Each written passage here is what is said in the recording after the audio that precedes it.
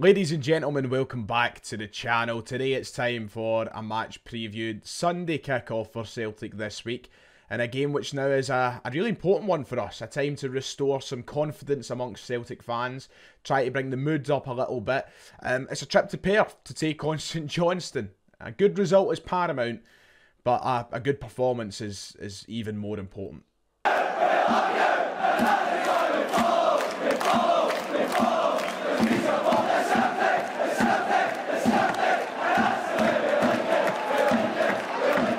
If you haven't already, please make sure to hit like and subscribe. That would be very much appreciated as we try and head towards 50,000 subscribers. It's all down below. It's absolutely free.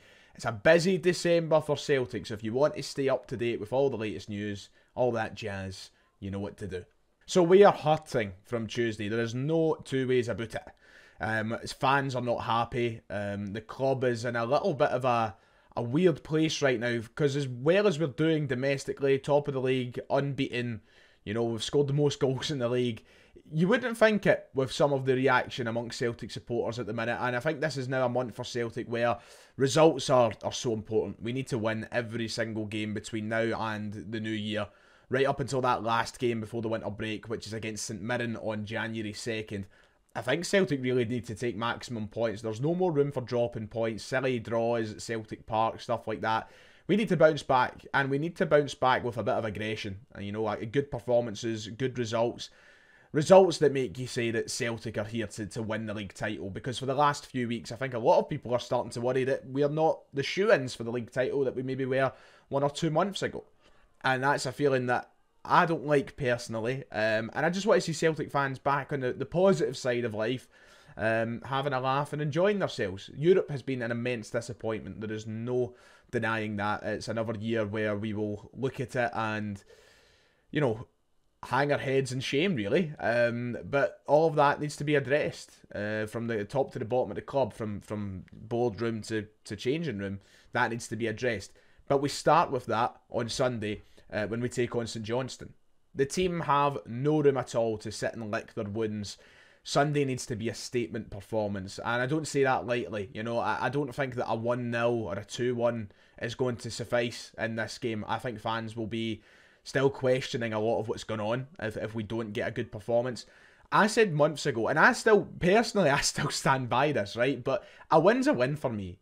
I understand that this is not a league where you can steamroll opposition. I think that the entitlement to say every game should be that is a little bit, you know, I don't think it's justified. However, when you consider everything that's going on at the club at the minute and the reaction amongst supporters and everything else that's going on, I really do feel like we need something to bring a lot of positivity in. And it's not just with performances and results that there's a little bit of negativity. I mean, you look at the Green Brigade situation, which is still unresolved. That's created a lot of split opinion amongst supporters. There isn't an awful lot of positives heading into this January transfer window for fans to be unanimous on.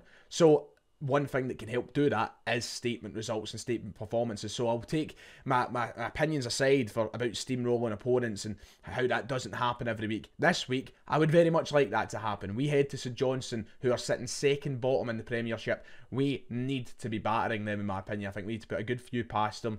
We need to leave Craig Levein looking quite foolish. I just generally want people to be happy again, and goals do that.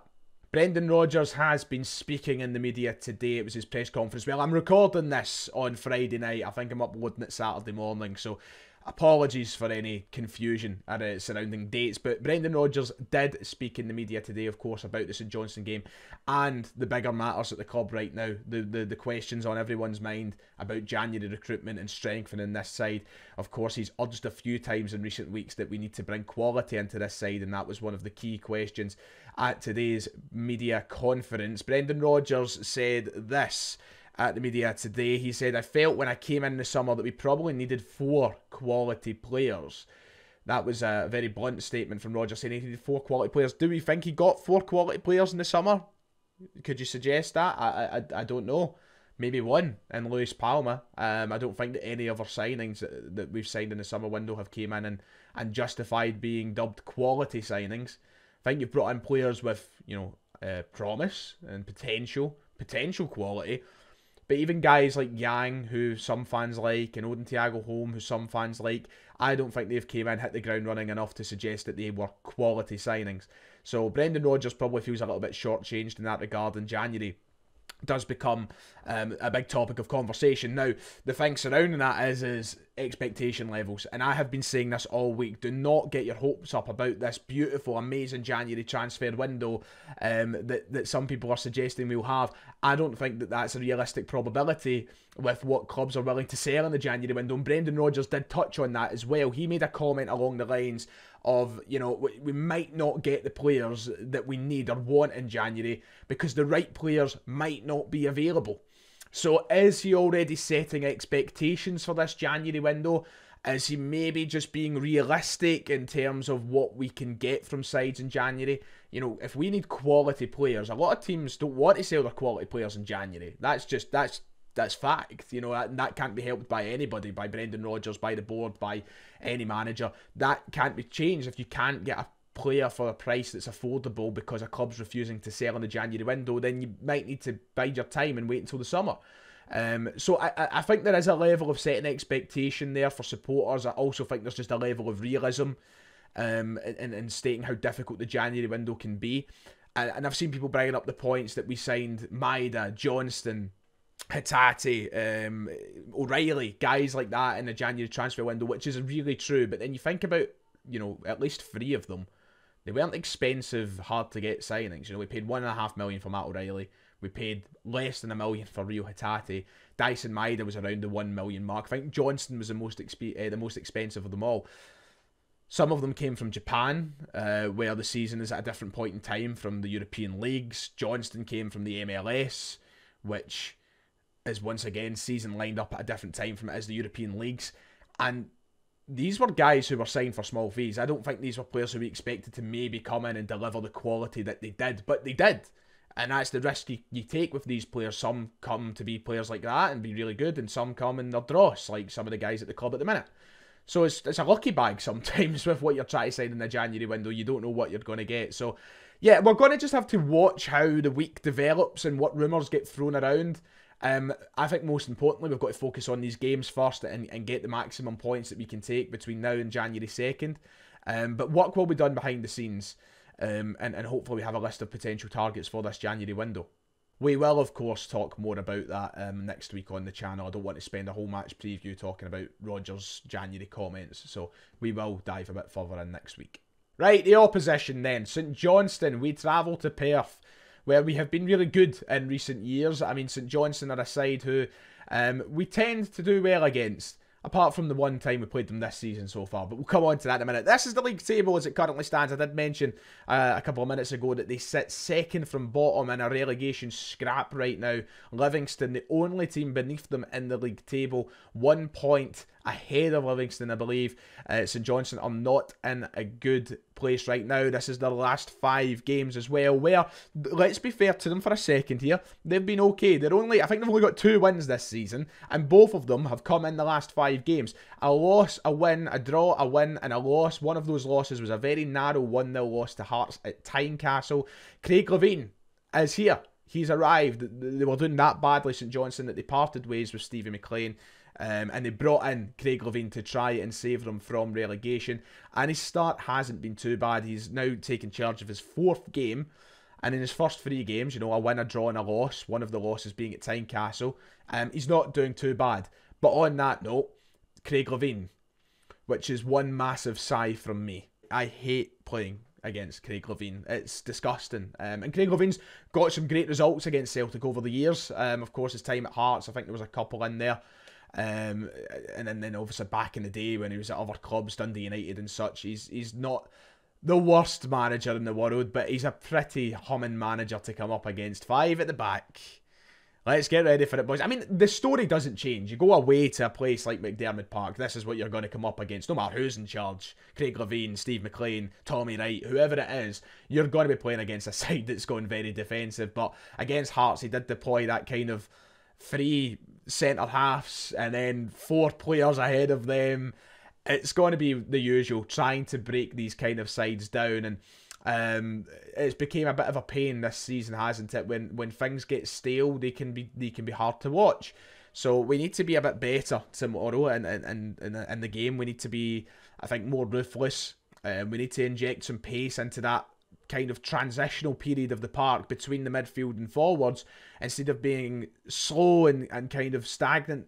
We need to be fast, we need to be aggressive, and we need to get goals early on in the game. Because just like it was against Motherwell, it was the same against St Johnstone earlier in the season. In that draw against St Johnstone, they done what a couple of sides have done this season. They've waited it out and they've made it desperate for Celtic. And then when you get desperate, it gets harder. So, you know, we need to get goals early. I don't want a repeat of what we seen at Celtic Park earlier in the season. Brendan Rodgers needs some redemption. I mean, head to head, we have been pretty damn good. In the last 10 games against St Johnstone, we've won 9. The other one being the draw at Celtic Park earlier this season. So let's get back to winning ways. Let's score a few here at McDiarmid Park on Sunday. Let's get back to winning ways, positivity on board, and a real kind of desire amongst fans and the players to go on and improve heading into the coming months. Team prediction then. This is mine on screen now. I think the team once again picks itself. And we spoke about this on the live stream the other night. That's not great at the minute. The team picking itself. Sometimes it can be good, but the fact that there's no competition for places in this side, I think, has allowed some players to really drop the standard. So that's why we do need to recruit well in January. But this is what I think the team will be on Sunday. I've gone for Joe Hart and goals, a back four of Johnstone, Cameron Carter, Vickers, Liam Scales and Taylor. Midfield three of McGregor, O'Reilly and Turnbull. Yes, I think Turnbull's going to come back into the starting 11 this week. I really don't think there's a grand competition for Hatate's space at the minute. I don't think that Holmes been overly great. I don't think that Bernardo's been overly great. I don't think Turnbull's been overly great. But out of the three of them, Turnbull's probably been the best. So I think he'll come back in to the midfield three. And in the front three, I've gone for Yang, Kyogo and Palma. Of course, Palma returns from European suspension midweek for me. Walks straight back into the starting 11. The only question is, will it be Yang? Because a lot of people after Tuesday night are suggesting that Mikey Johnstone should be in for a start. But for somebody who I think should be moved on in January, whereas I think Yang will be here beyond January, I think I'm prioritising minutes for him at the minute, so that would be my front three. So essentially there's my team. I wouldn't be surprised if there's many changes from that. Finally, score prediction. I hate doing this nowadays. I'm just going to keep it safe and say 2-0 Celtic. I hate doing score predictions. It's very unpredictable at the minute, so you know, it can come back and slap you in the face. I've been keeping them low for a reason, you know. And unlike McGinley on the podcast, giving it 5-0 Celtic every week. No, I'm not like that. So I'm going to go 2-0 Celtic as the score prediction. And ultimately, I just want us to win the game. Right, that does it for today then. There's my preview for the game against St Johnstone tomorrow. Let me know your thoughts in the comments below, all your predictions and opinions moving into this game and the first game of December as well. A very busy month for the club. Like and subscribe if you've enjoyed the video, and I'll see you all next time.